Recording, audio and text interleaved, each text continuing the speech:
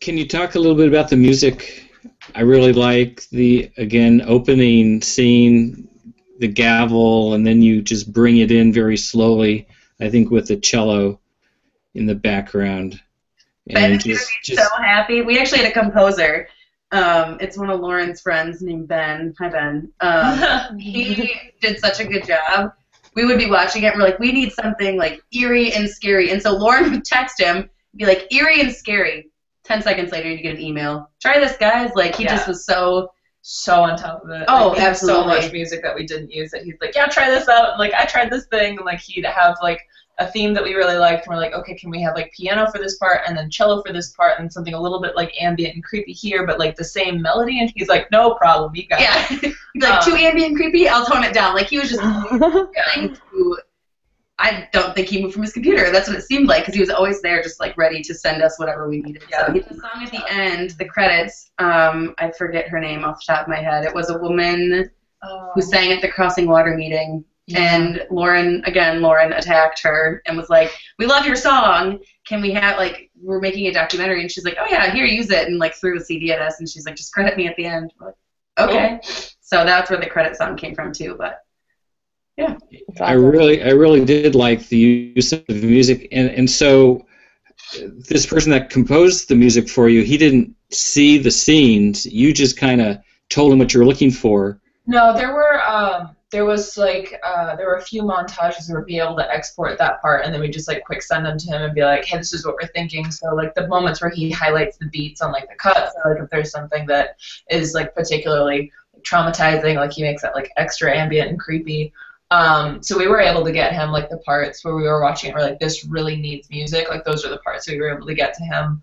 But sometimes it was just like ambient and creepy, and he'd be like, yeah, sure, I'll make something. And it was kind of like vague, and we could put it wherever we needed.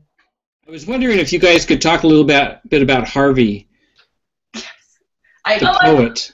Yeah, I love it. How did you find her? That day was a trip. Okay, so Jenna, our gaffer, had heard about this woman who oversees, I think it's called Rise Up Flint, or like Raise It Up Flint, something along those lines. And I reached out to her. Her name was Natasha, and she put me in contact with two of the poets that she worked with, and one of them was Alexis, and Alexis and I talked on the phone, and it was a process to do an interview with each other, just between both of our schedules, and she got super sick, and then one day we couldn't go. And then finally we got this interview, so we drive to Flint, and then 15 minutes before the interview started, I locked my keys in the car with all of the film equipment. Oh, yeah? Yeah. Oh, yeah, it was bad. And I couldn't make it to this interview, so I just keep getting, like, a really panicked play-by-play from It was just Isaac and I. Yeah, it was just Isaac and I, and so she had to be done in, like, an hour, and I'm like, Isaac.